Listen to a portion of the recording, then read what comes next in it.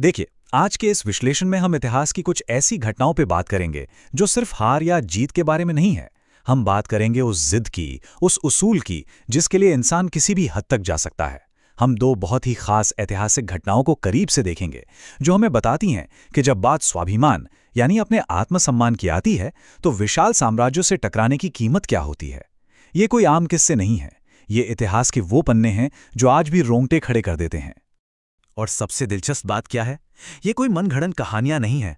जरा कल्पना कीजिए, एक विशाल काय योद्धा को उसके घोड़े समेत एक ही झटके में 2 टुकड़ों में चीर देना, या फिर एक राजा का सिर्फ एक शरणार्थी की जान बचाने के लिए अपना पूरा साम्राज्य, अपना परिवार, यहां तक कि अपनी जान भी दांव पर लगा देना। ये पूरी तरह से दर्ज ऐतिहासिक तथ्य हैं, और इन दोनों ही घटनाओं के पीछे सिर्फ एक ही भावना थी, स्वाभिमान। चलिए इन तथ्यों को थोड़ा और गहराई से समझते हैं। पहला भाग 1301 हम्मीरदेव का हठ और रणथंभौर की चुनौती। इस पूरी कहानी की शुरुआत को समझने के लिए हमें 14वीं सदी में चलना होगा। हम्मीरदेव चौहान का शासन उनके हठ के लिए जाना जाता था, लेकिन दिल्ली सल्तनत के सुल्तान अलाउद्दीन खिलजी के साथ उनकी इस ऐतिहासिक लड़ाई की वजह कोई जमीन का टुकड़ा नहीं था। असल में ये शुरू हुआ खुम्स नाम की एक चीज से। 1298 में जब खिलजी की सेना गुजरात में लूटपाट करके लौट रही थी तो सेनापतियों ने मंगोल सैनिकों से लूट के माल का 20% हिस्सा यानी खुम्स मांगा। इसके विरोध में मोहम्मद शाह नाम के एक मंगोल सैनिक ने बगावत कर दी। अपनी जान बचाने के लिए वो सीधा रणथंभौर पहुंचा और राजा हम्मीरदेव से शरण मांग ली। अब यहां 2 बिल्कुल अलग विचारधाराएं आमने सामने थीं।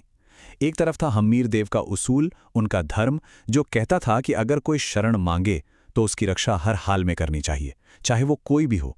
उन्होंने वही किया। दूसरी तरफ थी अलाउद्दीन खिलजी की महत्वाकांक्षा। खिलजी को दक्षिण भारत तक फैलना था, और इसके लिए राजस्थान से होकर गुजरना, खासकर रणथंभौर जैसे मजबूत किले को जीतना, उसके लिए बहुत जरूरी था। तो ये टकराव अब तय था। खिलजी को लगा कि रणथंभौर पर कब्जा करना बहुत आसान होगा, लेकिन हैरानी की बात यह है कि उसकी सेना को 1-2 बार नहीं बल्कि 3 बार मुंह की खानी पड़ी। पहले बनास नदी के पास, जहां हम्मीर के सेनापतियों ने खिलजी की सेना को हरा दिया, फिर हिंदुवाड़ घाटी में उन्हें वापस लौटना पड़ा, और तीसरी बार जब खुद नुसरत खान ने किले पर हमला किया तो किले के ऊपर से ऐसे आग के गोले बरसे कि नुसरत खान वहीं मारा गया। खिलजी की सेना का मनोबल बिल्कुल टूट चुका था। हारकर खिलजी की सेना ने एक संधि का प्रस्ताव भेजा। उन्होंने मांग रखी कि हम्मीरदेव 4 लाख सोने की मोहरें दें, 4 हाथी दें और अपनी बेटी की शादी सुल्तान से कर दें। इस अपमानजनक शर्त पर हम्मीरदेव का जवाब सुनिए। उन्होंने कहा, जितनी मोहरें सुल्तान मांग रहा है मैं उसके शरीर पर उतने ही तलवार के घाव दूंगा। इस एक बयान से साफ हो गया कि अब कोई समझौता नहीं होगा। आर या पार की लड़ाई तय थी। दूसरा भाग, रणथंभौर में गद्दारी। लगातार हार से बौखलाया हुआ अलाउद्दीन खिलजी अब खुद मैदान में उतरा। किले पर सीधा हमला करना तो मुमकिन नहीं था, इसलिए उसने घेराबंदी कर ली। महीनों तक ये घेराबंदी चली और किले के अंदर राशन पूरी तरह खत्म हो गया। इतिहासकार अमीर खुसरो लिखते हैं कि हालात इतने भयानक थे कि सोने के बदले भी अनाज का एक दाना नहीं मिल रहा था। एक रोटी की कीमत सोने से भी ज्यादा हो गई थी। इसी भुखमरी का फायदा उठाकर अलाउद्दीन ने हम्मीर के ही 2 खास सेनापतियों रतिपाल और रणमल को किले का गवर्नर बनाने का लालच देकर खरीद लिया, और इसी गद्दारी ने हम्मीरदेव की हार तय कर दी। धोखे और भुखमरी के बाद ये साफ था कि अब जीत नहीं मिलेगी।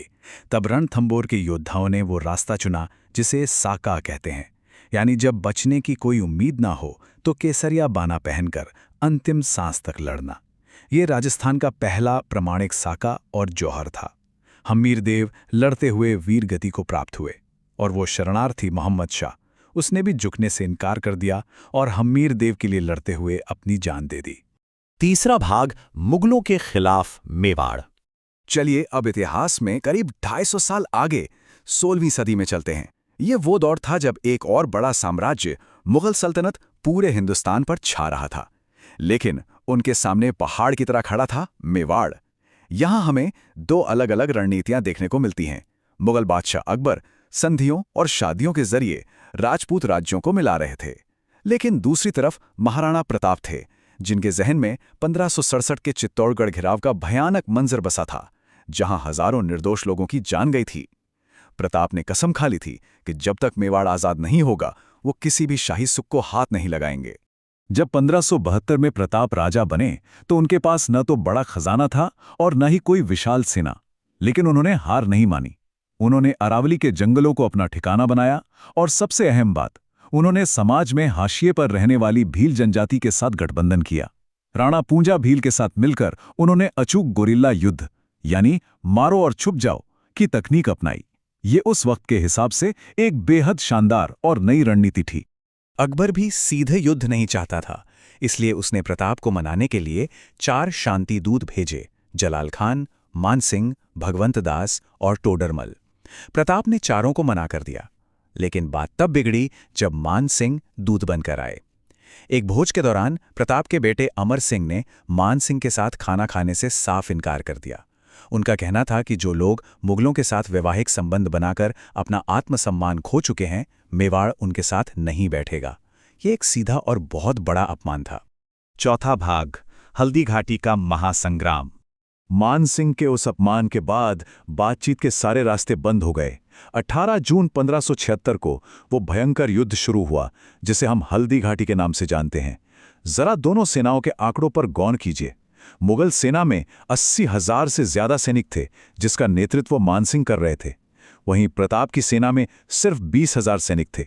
लेकिन मेवाड़ की सेना में रामशाह तंवर जैसे निर्वासित राजा और हकीम खान सूर जैसे अफगान सेनापति भी थे। यह साफ दिखाता है कि यह लड़ाई धर्म की नहीं, बल्कि पूरी तरह से आज़ादी और स्वाभिमान की थी। इस युद्ध में एक ऐसा इंसान भी था जिसका नाम सुनकर ही खौफ पैदा होता था, बहलोल खान। वो सिर से पांव तक लोहे के कवच में ढका एक विशालकाय योद्धा था, जिसे खास तौर पर प्रताप को जिंदा या मुर्दा पकड़ने के लिए भेजा गया था। और दूसरी तरफ थे महाराणा प्रताप, जो बेहद फुर्तीले थे, जिनके हाथों में 80 किलो का भारी भाला था और मन में अपनी मातृभूमि के लिए कुछ भी कर गुजरने का जज्बा। युद्ध शुरू होते ही कोहराम मच गया। भील धनुर्धरों ने पहाड़ों से तीरों की बारिश कर दी। इसी बीच प्रताप ने सीधा मुगल सेनापति मानसिंह पर धावा बोल दिया। उनके घोड़े चेतक ने जो छलांग लगाई वो आज भी किंवदंती है। उसने अपने दोनों पैर मानसिंह के हाथी के मस्तक पर टिका दिए। प्रताप का वार मानसिंह को तो नहीं लगा, लेकिन महावत मारा गया। सेना में मची इस भगदड़ को रोकने के लिए लोहे के कवच वाला बहलोल खां आगे बढ़ा। और फिर वो पल आया जिसने इतिहास रच दिया। बहलोल खान ने प्रताप पे वार करना चाहा, लेकिन प्रताप ने अपनी खांडा तलवार निकाली और बिजली की तेजी से वार किया। एक भयानक आवाज गूंजी। उस एक ही वार ने बहलोल खान के लोहे के हेलमेट, उसके कवच, उसके शरीर और यहां तक कि उसके घोड़े को भी बीच से 2 हिस्सों में चीर दिया। मैदान में एकदम सन्नाटा छा गया। विशाल साम्राज्य का सबसे खूंखार योद्धा एक ही झटके में खत्म हो गया था। 5वां भाग, प्रतिरोध की गूंज। प्रताप वहां से सुरक्षित निकल गए, हालांकि उनके वफादार घोड़े चेतक ने एक बड़ा नाला पार करते हुए अपनी जान दे दी। रणनीतिक तौर पर भले ही हल्दी घाटी के युद्ध का कोई स्पष्ट विजेता ना रहा हो, लेकिन इसका मनोवैज्ञानिक असर बहुत बड़ा था। बहलोल खान पर हुए उस प्रहार ने यह साबित कर दिया कि बड़ी सेना और लोहे के कवच स्वाभिमान के आगे कुछ नहीं है। मुगलों के अजेय होने का जो भ्रम था वो टूट चुका था। और इसी जज्बे के साथ आगे चलकर निरंतर गोरिल्ला युद्ध करते हुए प्रताप ने मेवाड़ का लगभग हर हिस्सा वापस जीत लिया। तो इन सारी ऐतिहासिक घटनाओं को देखकर एक बड़ा सवाल मन में आता है, क्या असली जीत सिर्फ जमीन के टुकड़ों पर कब्जा करने में है, या फिर उस सम्मान की विरासत में है जो कभी मिटाई नहीं जा सकती? हम्मीर देव ने एक शरणार्थी के लिए सब कुछ कुर्बान कर दिया, और महाराणा प्रताप ने महलों का सुख छोड़कर जंगलों में रहना स्वीकार किया, लेकिन अपना स्वाभिमान नहीं बेचा। ये इतिहास हमें सोचने पर मजबूर करता है कि क्या इंसान के आत्मसम्मान को कभी भी बलपूर्वक मिटाया जा सकता है? इस विश्लेषण में फिलहाल इतना ही।